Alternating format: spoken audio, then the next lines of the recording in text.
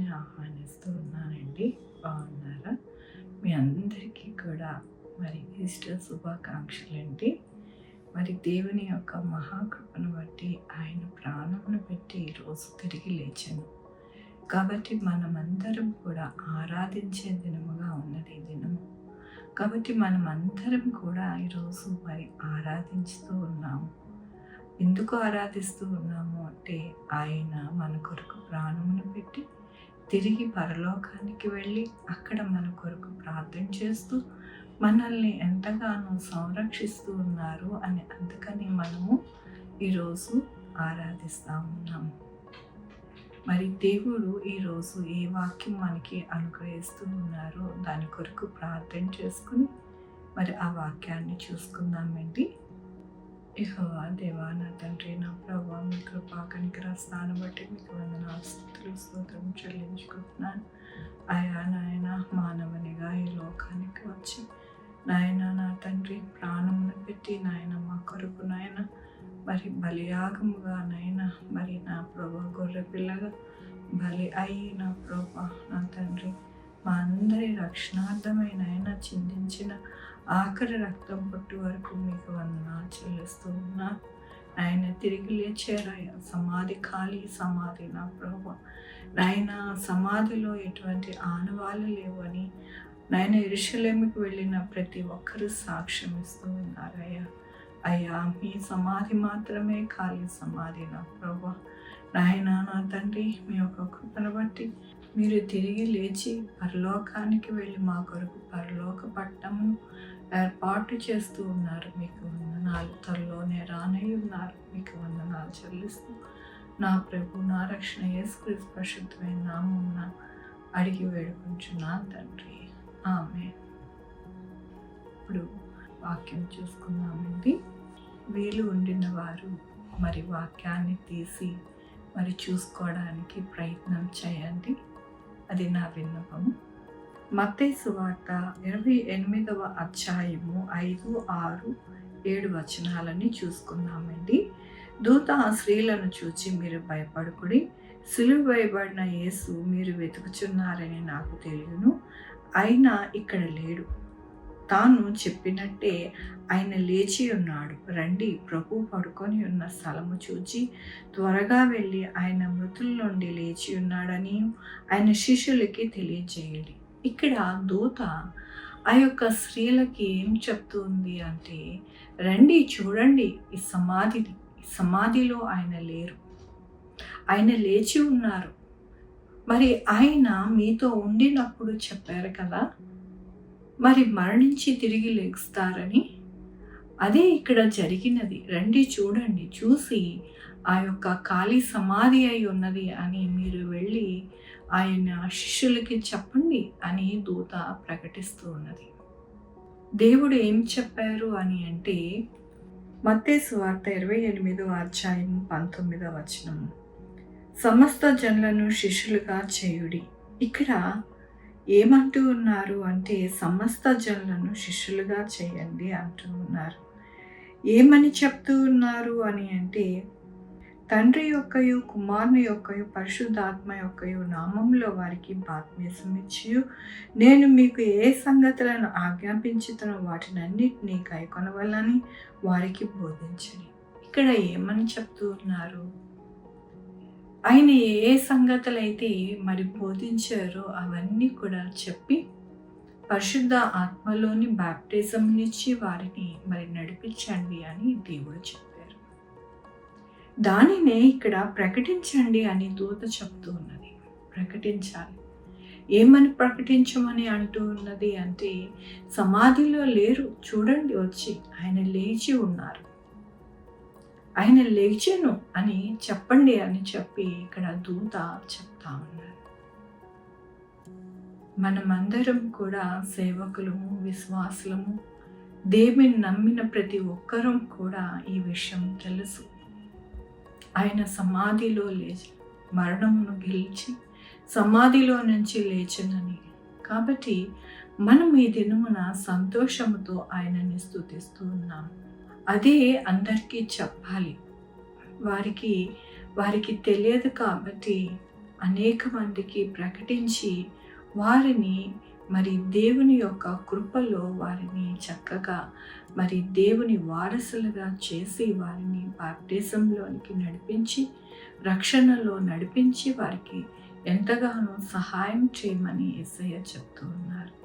ఇక్కడ మార్కు సువార్త 16వ అధ్యాయము 9, 10 మనం చూసుకుందామండి. ఆదివారమున తెల్లవారప్పుడు యేసు లేచి తాను 7 దయ్యములను వెళ్ళగొట్టిన మగ్దలేన మరియ మొదట కనపడెను. ఆయనతో ఉండిన వారు దుఃఖపడి ఏడ్చుచూ ఉండగా ఆమె వెళ్ళి ఆ సంగతి వారికి తెలియజేసెను గాని ఆయన బ్రతికి ఉన్నాడనియు ఆమెకు కనపడిననియు వారు విని నమ్మకపోయారు. నమ్మలేదంటండి. ఇక్కడ మగ్దలేన మరియకు యేసయ్య కనపడి మరి మాట్లాడారు అని చెప్పేసి ఆమె వెళ్ళి ఆయన శిష్యులకి చెప్పింది వారు రోధిస్తూ ఉన్నప్పుడు. కానీ వారు నమ్మలేదంట. ఈ రోజుల్లో కూడా మరి దేవుని యొక్క సేవకులు, విశ్వాసులు దేవుని వాక్యము బోధిస్తూ ఉండగా నమ్మట్లేదు అనేక మంది. ఇది నిజమా, ఇలా ఉందా అని నమ్మట్లేదు. కానీ ఇది సత్యం.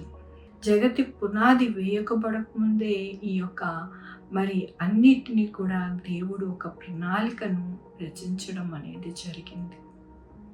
ఇది సత్యం. ఈ సత్యాన్ని దేవుడు బోధిస్తూ ఉండగా నమ్మట్లేదు ఎవ్వరు. అసత్యాన్ని వైపుకి వెళ్తూ ఉన్నారు కానీ సత్యము వైపుకి మరి మళ్ళడం అనేది లేకుండా ఉన్నారు. కాబట్టి మన యొక్క జీవితాలలో ఈ దినమైన నమ్మాలి. ఎందుకు అంటే ఇది సత్యమైనది. దేవుడు ఆయన ఈ లోకాల్లో జన్మించారు, మరణించారు అని రాయబడింది కదా. మనందరికీ తెలుసు కదా, క్రీస్తు పూర్వము క్రీస్తు శకమని. అంటే ఇది నిజమే కదా. ఆయన ఈ లోకానికి వచ్చారు, ఈ లోకంలో జన్మించారు, ప్రాణమును పెట్టారు, తిరిగి లేచారు. ఇది సత్యం. ఈ సత్యాన్ని బోధిస్తూ ఉండగా మరి అనేక మంది ఆ సత్యాన్ని గ్రహించలేక ఆ సత్యాన్ని ఎప్పుడు కూడా మరి సమ్మతించలేక చాలా మదన పడిపోతూ ఉంటారు. వారి తప్పు కాదండి ఇది. వారి తప్పు కానే కాదు. ఎందుకు అంటే వారికి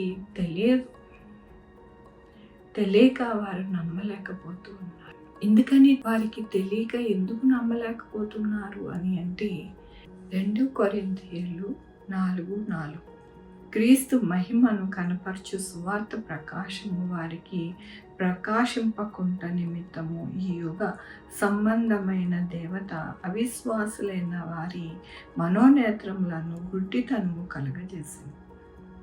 ఇక్కడ ఈ యొక్క యుగ దేవత ఏం చేస్తుంది అంటే వారి కన్నులను మూసివేస్తూ ఉంది. అది తెలుసుకోనివ్వకుండా. అందుకనే వారు తెలుసుకోవట్లేదు. అందుకనే దేవుడు అంటారు, మీరు చెప్పి వారి కొరకు ప్రార్థన చేయాలి. ఎందుకు చెప్పి ప్రార్థన చేయాలి అని అంటే మరి చెప్పిన తర్వాత కార్యం జరగాలి అంటే ఈ యుగ సంబంధమైన దేవత వారికి మరి నేత్రాలకి మరి గుడ్డితనమును కలగజేసింది కదా. ఆ గుడ్డితనము పోవాలి అంటే మనం పరిశుద్ధ ఆత్మతో వేడుకోవాలి. అయ్యా, మీరు వచ్చి వారి గుడ్డితనాన్ని తొలగించి వారికి జ్ఞానము దయచేసి చక్కటి వెలుగును వారు చూచులాగున సహాయం చేయండి అని వేడుకోవాలంట. అప్పుడు వారి యొక్క గుడ్డితనము పోయి చక్కటైన ఆ యొక్క వెలుగును, యేసయ్య వెలుగును చూడడానికి వారికి పరిశుద్ధాత్మ నడిపిస్తుంది. మనం చెప్పడమే కాదు, ప్రార్థన చేయాలి వారి కొరకు. ఆయనే పరిశుద్ధ ఆత్మ ఆ కార్యం జరిగిస్తారు. దేవుడు అందుకనే అంటూ ఉన్నారు, చెప్పి వారిని నా శిష్యులుగా చేయండి. నమ్మలేదా? పర్వాలేదు, మీరు వారి కొరకు ప్రార్థన చేయండి. ఎందుకు నమ్మట్లేదు అంటే మరి యుగదేవత వారిని ఆ విధముగా గుడ్డితనము కలగజేస్తుంది కాబట్టి నమ్మట్లేదు వారు. ఆనాడు నమ్మలేకపోయారు, ఈనాడు నమ్మలేకపోతున్నారు. కాబట్టి వారి కొరకు ప్రార్థన చేయండి అని దేవుడు సెలవిస్తూ ఉన్నారు. దేవుని యొక్క వాక్యంలో ఇక్కడ ఆదికాండము 6వ అధ్యాయము 18వ వచనం చూసుకుందాము. నీతో నా నిబంధన స్థిరపరచుదును, నీవు నీతో కూడా నీ కుమారులను, నీ భార్యను, నీ కోడళ్లను ఆ ఓడలో ప్రవేశింపవలెను.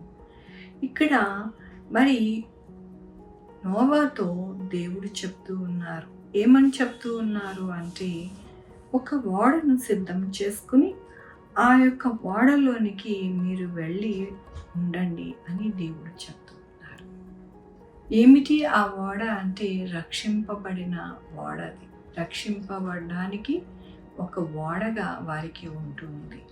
ఆ ఓడని తయారు చేసుకోండి అంటూ ఉన్నారు. ఎందుకని తయారు చేసుకోవాలి అని అంటే, దేవుడు చెప్తూ ఉన్నారు.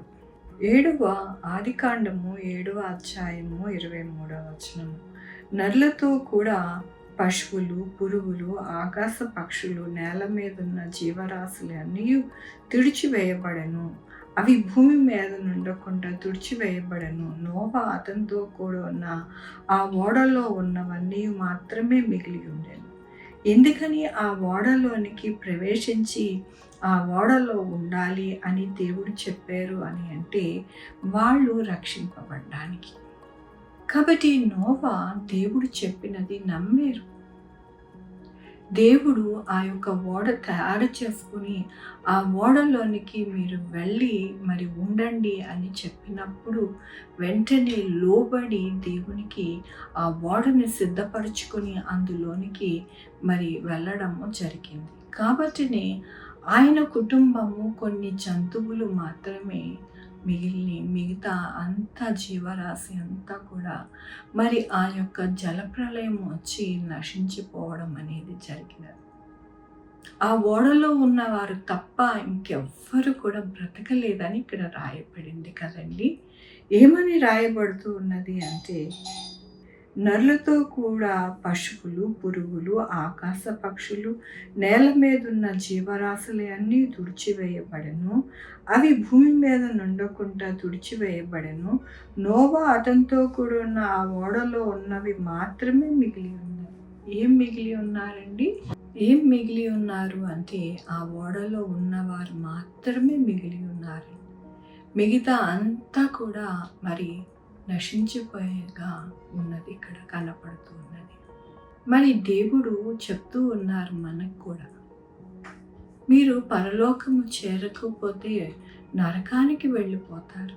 మీరు రక్షణ ఓడలోనికి చేరకపోతే, రక్షణ అనేది మనము ధరించకపోతే మనము నశించిపోయే వారిగా ఉంటాం. నిత్య నరకము, అక్కడ అగ్ని ఆరదు, పురుగు చావదు. అట్టి స్థితిలోకి మీరు వెళ్ళిపోతారు. కాబట్టి నమ్మి రక్షణ పొంది బాప్టిజం తీసుకొని పరలోక వారసులుగా ఉండండి అని అనేక మంది సేవకులు మరి బోధకులు మరి వాక్యము సెలవిస్తూ ఉండగా నిర్లక్ష్యం చేసి ఎంతగానో నశించిపోతూ ఉన్నారు. ఆనాడు నోవా కూడా 100 సంవత్సరములు ప్రకటించారు. దేవుడు ఒక ఓడను తయారు చేయమన్నారు. ఆ ఓడలోనికి మరి ప్రవేశించడానికి రమ్మని పిలుస్తూ ఉన్నారు. ఆ ఓడలోనికి వెళ్ళి మనం సురక్షితముగా ఉంటే మనము నశించిపోకుండా ఉంటాము అని అనేక మందికి ఆయన సువార్త ప్రకటిస్తూ వచ్చారు. కానీ అక్కడ ఆయన కుటుంబము మాత్రమే తప్ప వేరొక వారు అంటూ అందులో ఆ ఓడలో మనకి కనిపించలేదు. ఆ వాక్యం చూసుకున్నామండి. 8వ ఆదికాండము 8వ అధ్యాయము 15వ వచనము. అప్పుడు దేవుడు, నీవు నీతో కూడా నీ భార్యయు, నీ కుమారులను, నీ కోడళ్లను ఓడలో నుంచి బయటికి రండి. ఇక్కడ ఎవరెవరు ఉన్నారండి?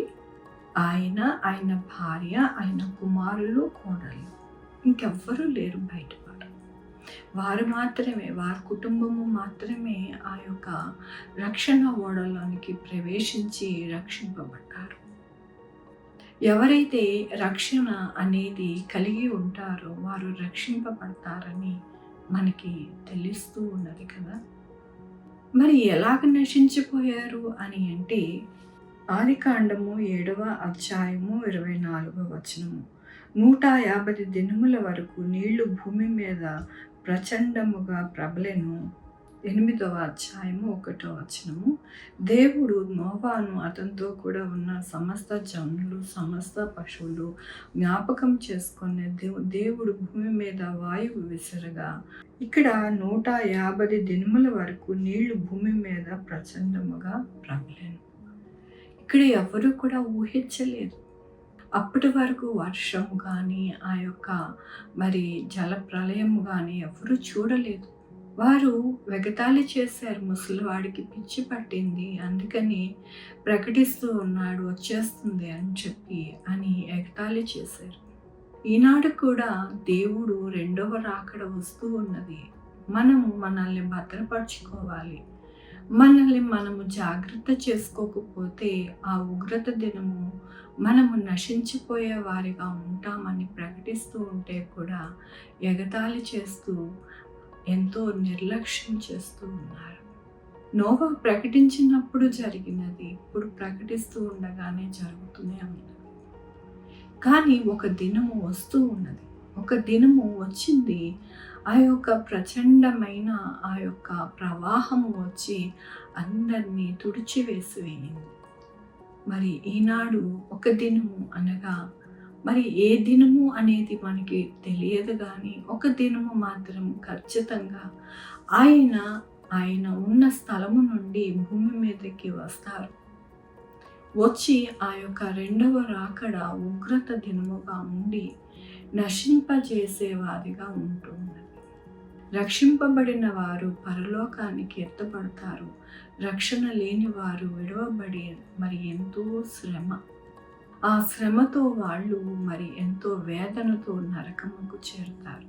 కాబట్టి మనము జ్ఞానము కలిగి సమయము ఉండినప్పుడే మనం ఏం చేయాలి అంటే, దేవుని వాక్యము బోధిస్తూ ఉండగా ఆ యొక్క బోధకి లోబడి మనము జీవిస్తే కనుక ఖచ్చితంగా దేవుని యొక్క రాజ్యముకు మనము చేరి నిత్య సంతోషముగా మనము ఉంటాము అని దేవుడు ప్రకటించమంటూ ఉన్నారు. అందుకని మీ ముందుకి ఈ వాక్యాన్ని తీసుకొని వస్తూ ఉన్నాను. అది కూడా మనకి స్వాతంత్రమే ఇచ్చాడు దేవుడు. ఆనాడు ఆదాముకి స్వాతంత్రం ఇచ్చాడు. మీరు నిత్య జీవం పొందుకోవాలంటే నిత్య జీవ ఫలములు తినండి, లేదు మంచి చెట్లు కలిగిన ఆ వృక్ష ఫలము తింటే కనుక నిశ్చయముగా మరణిస్తారు అని 2 మార్గాలు అప్పుడే పెట్టాడు దేవుడు. ఆదాముకి స్వాతంత్రం ఇచ్చాడు, నువ్వే ఎన్నుకో అని. ఆదాము మరి ఎన్నుకున్నది ఏమిటి అంటే మంచి చెడు ఇచ్చి వృక్ష ఫలమును ఎన్నుకుని మరి మరణము అనేది తనకి తాను తెచ్చుకున్నాడు. ఈనాడు కూడా జీవ మార్గము మరి నరకమును రెండిటిని కూడా మనకి ముందు పెట్టి నీదే స్వాతంత్రం, నీదే చాయిస్, ఏది కావాలో నువ్వే నిర్ణయించుకో అని చెప్తూ ఉన్నారు. మనము జ్ఞానము కలిగి ఎలా ఉండాలి అని అంటే, పరలోకము మరి మనం కోరుకోవాలి, నిత్య జీవము కోరుకోవాలి.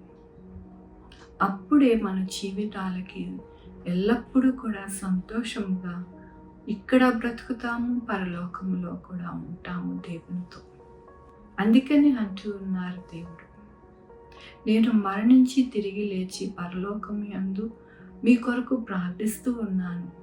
మీరు నా యొద్దకు చేరాలని నేనే కాదు అనేక మందికి ప్రార్థన చేయమని చెప్తూ ఉన్నాను అంటూ ఉన్నారు. కొన్ని సందర్భాలలో నేను 3ంటికి లేచి ప్రార్థన చేస్తూ ఉన్నప్పుడు దేవుడు ఒక్కొక్కరిని చూపిస్తాడు. ఫలానా వ్యక్తి, ఈమె సత్యవతి, ఈమె కొరకు ప్రార్థన చేయి అని ఆమెని చూపించి ఆమె పేరు చెప్పి ఆమె కొరకు ప్రార్థన చేయంటూ ఉన్నారు. అంటే వారి నశించుట దేవునికి ఇష్టం లేదు, వారి బాధపడుట ఇష్టం లేదు. వారి జీవితము సంతోషమయముగా ఉండాలని ప్రార్థన చేస్తూ ఉంటారు వారి కొరకు. ఆయన చేస్తూ ఉన్నారు.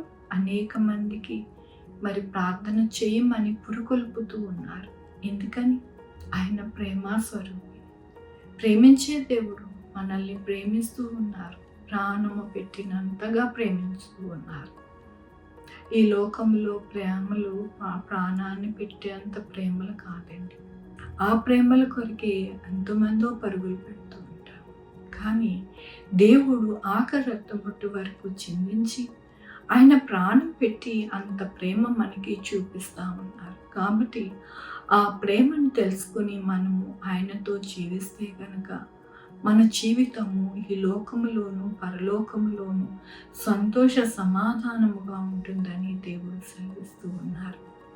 దేవుడు ప్రేమతో చెప్పారు కదా నోవాతో, నువ్వు నీ యొక్క ఇంటి వారి కొరకు ఒక ఓడను తయారు చేసుకో, అందులో సురక్షితంగా ఉంటావు అని.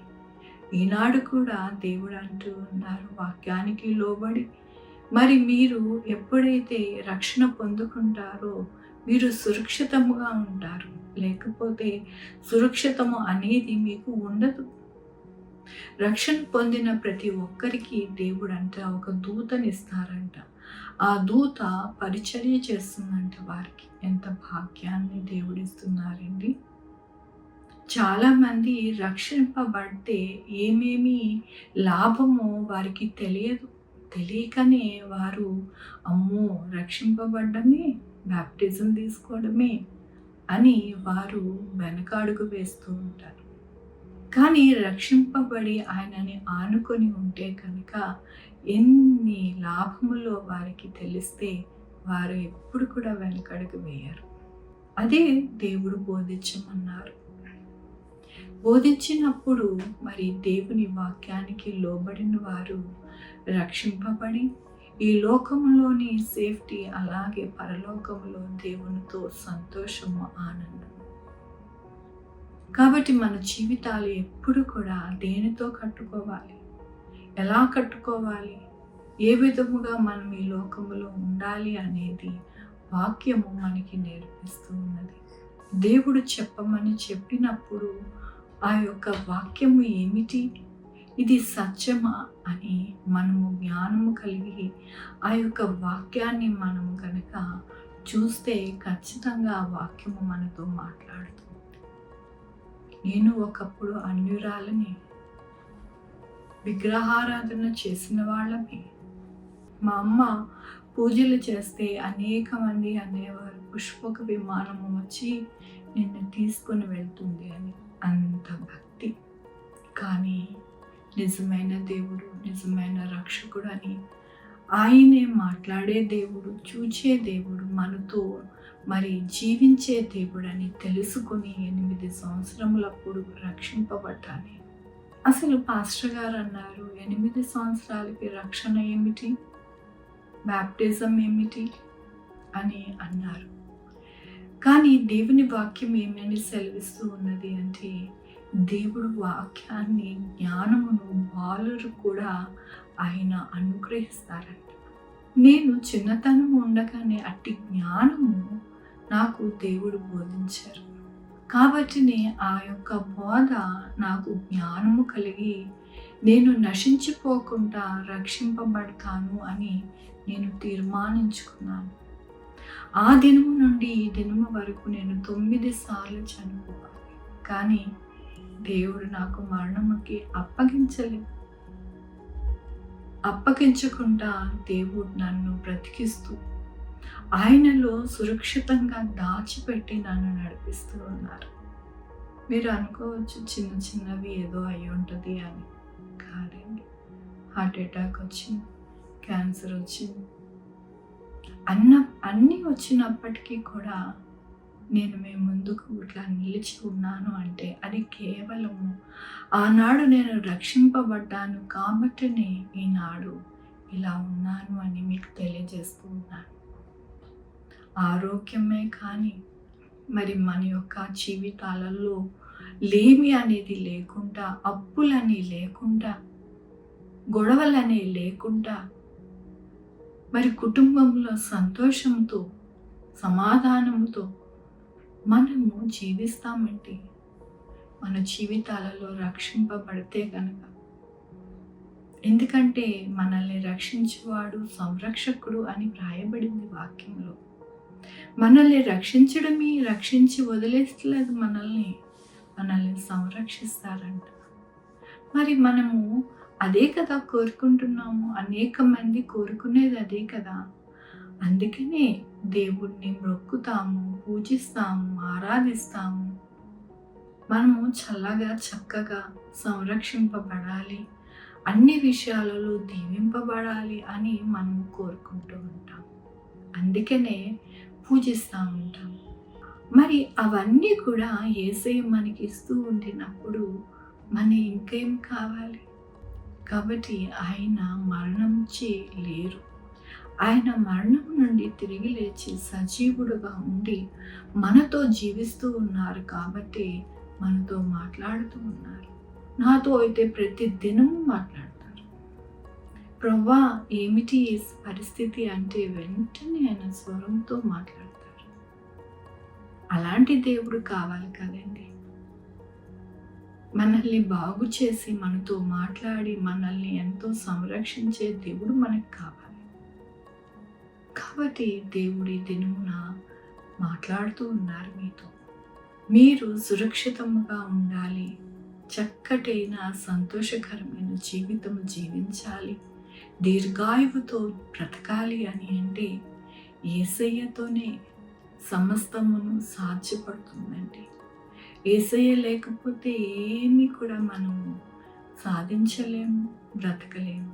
యేసయ్య వలనే మనకి జరుగుతుందని దినము దేవుడు బోధిస్తూ ఉన్నారు. మరి ఈ వాక్యానికి లోబడితే కనుక మనము రక్షింపబడి సురక్షితముగా ఉంటాం, నశించిపోకుండా. లేకపోతే నిత్య నరకమే మనది. కాబట్టి దేవుడు ఏది కావాలి అనేది కోరుకోండి అని మనకే వదిలిపెడుతూ ఉన్నారు. అది మన జ్ఞానానికి వదిలేస్తూ ఉన్నారు. మరి మన యొక్క జ్ఞానమును బట్టి మనము ఏది ఎన్నుకుంటే అది మనకి సంప్రాప్తిస్తుంది.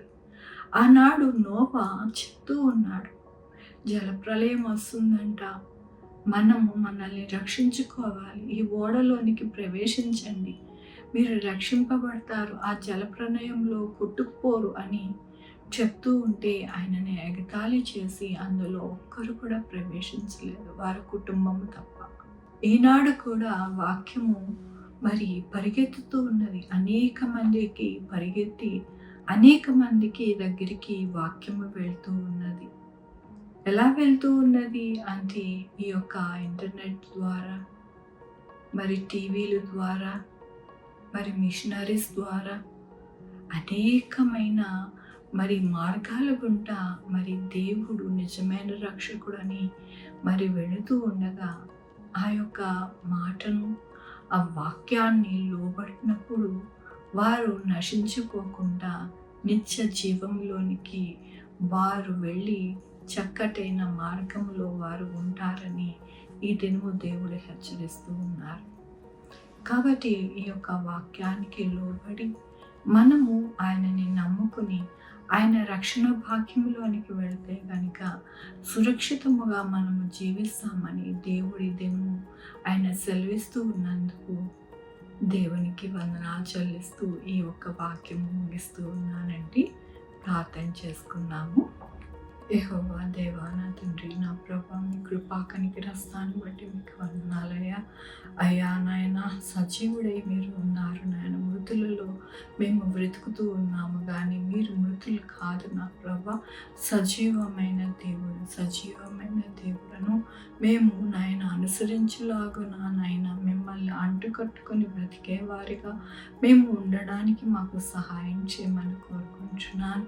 అయ్యా నాయన, ఈ వాక్యము విని ప్రతి ఒక్కరికి జ్ఞానము కలగజేసి నాయనా నా తండ్రి ఆ రక్షణ వాక్యము నాయనా నా తండ్రి అనే ఓడలోనికి వారు ప్రవేశించి నాయన సురక్షితమైన జీవితాన్ని వారు పొందుకునేలాగున సహాయం చేయమని కోరుకుంటున్నాను.